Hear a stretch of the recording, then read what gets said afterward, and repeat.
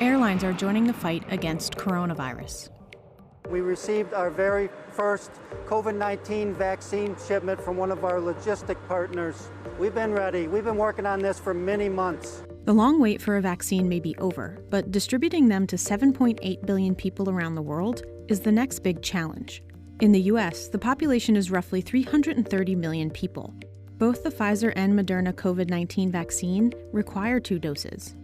Delivering the COVID vaccine is being called the biggest logistical challenge in a generation. It's a global public health event that involves a complex web of shipping and technology where every step matters.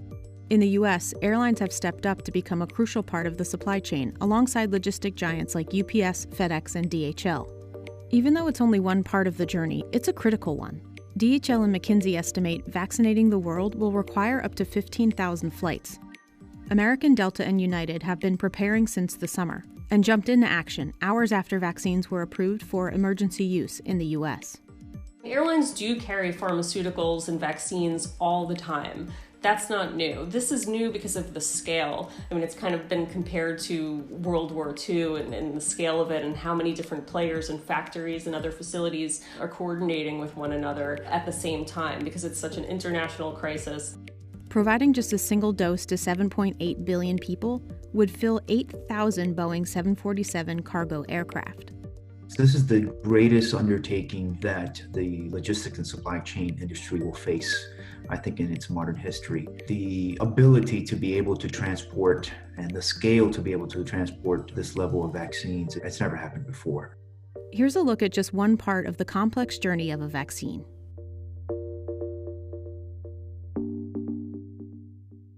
Since the pandemic started, the world has been anxiously awaiting a coronavirus vaccine. This is the day we've been waiting for. V-Day, right? Vaccine Day across America. But the scale and conditions on how these vaccines need to be transported have created massive logistical challenges for the air cargo industry.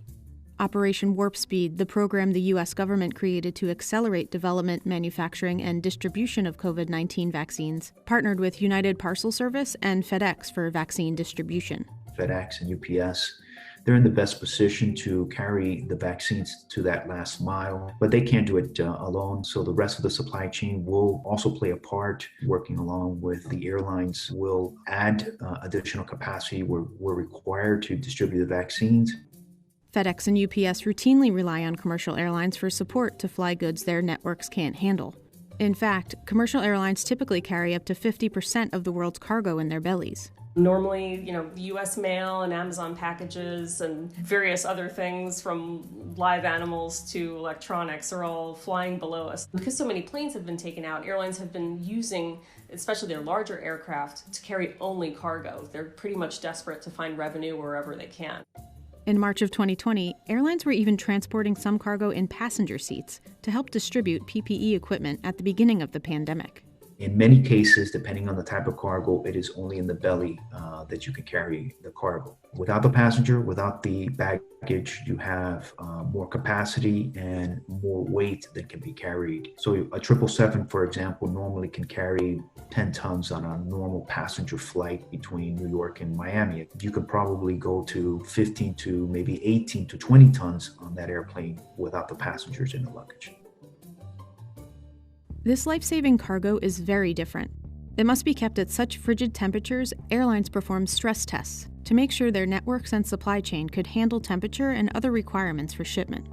The Pfizer vaccine requires a storage temperature of minus 94 degrees Fahrenheit, while Moderna's needs a temperature of minus 4 degrees Fahrenheit.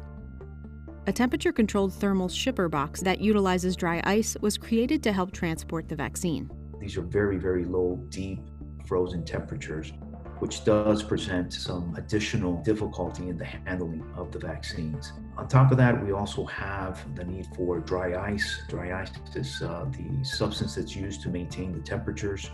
The dry ice required to keep vaccines cold can be hazardous. As it melts, it turns into carbon dioxide gas. The Federal Aviation Administration has regulatory requirements for cargo safety. This required airlines to get sign-off to carry higher amounts of dry ice than is normally permitted. For the vaccine to remain viable, each container is packed with up to 50 pounds of dry ice. Airlines have added carbon dioxide monitors to make sure crew members on board and on the ground remain safe. If any point in the supply chain something happens with dry ice, something happens with anything else that's controlling the temperature of those vaccines, they could spoil. And there's very, very little margin for error. The vaccines need to be delivered very quickly. The air traffic is a lot lower than it normally is. However, the FAA says those airplanes are going to get priority treatment in takeoffs and landings. It's going to be treated essentially like the special cargo that it is. However, delays can still happen. This is something United Airlines says it's prepared for. If there is a long delay, we can remove the pharmaceuticals from the flight, store them in storage until there's another time that we can take them safely. United was the first passenger airline to transport the vaccine to the U.S. using a Boeing 777. Each plane is capable of holding more than 1 million doses. American and Delta have started flying vaccine shipments as well. All three airlines have experience with cold cargo, from pharmaceuticals including the flu vaccine to frozen food, and have facilities throughout the country that can accommodate freezer storage. Big carriers like United, American, and Delta will play a large role, while niche airlines like Alaska and Hawaiian will likely be involved in transporting vaccines to harder-to-reach places where their networks have a footprint. The military has been considered and may be playing a part in the distribution in this country and in other locations, may take the lead. It will depend on the country and the support that those countries require. The complexity of flying vaccines is a welcome challenge to airlines, though.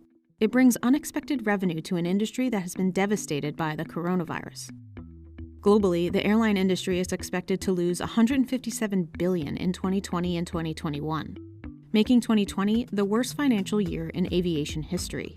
The vaccines are going to be paid by the government, so none of us in the United States will have to pay for the vaccine, that initial dose. State government, along with county and city governments, have allocated budgets designed to handle, pick up some of the costs associated with this endeavor. And then obviously a lot of the private sector companies have dedicated some of their budget to this effort as well.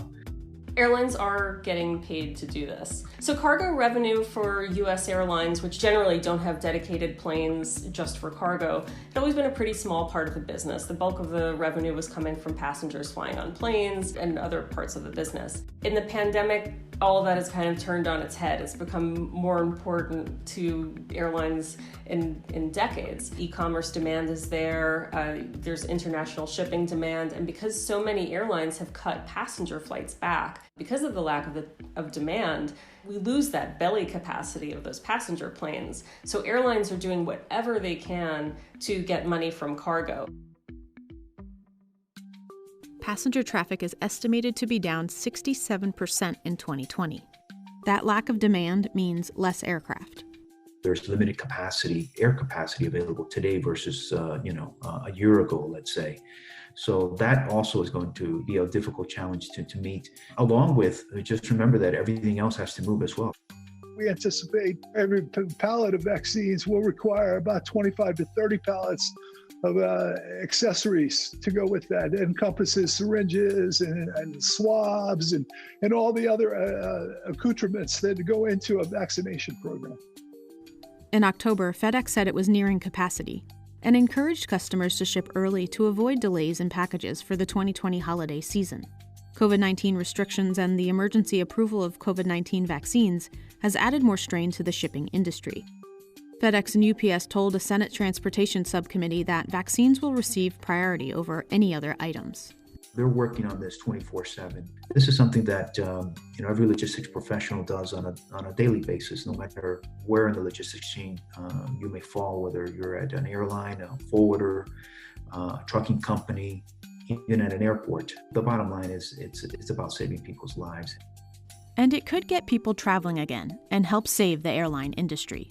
The airline's other interest is getting that vaccine to as many people as possible, because their future pretty much depends on people getting vaccinated. Executives have said we see a return of people's confidence in booking travel again once those vaccines are widely out there and people are vaccinated. It's an urgent project pretty much for the airlines.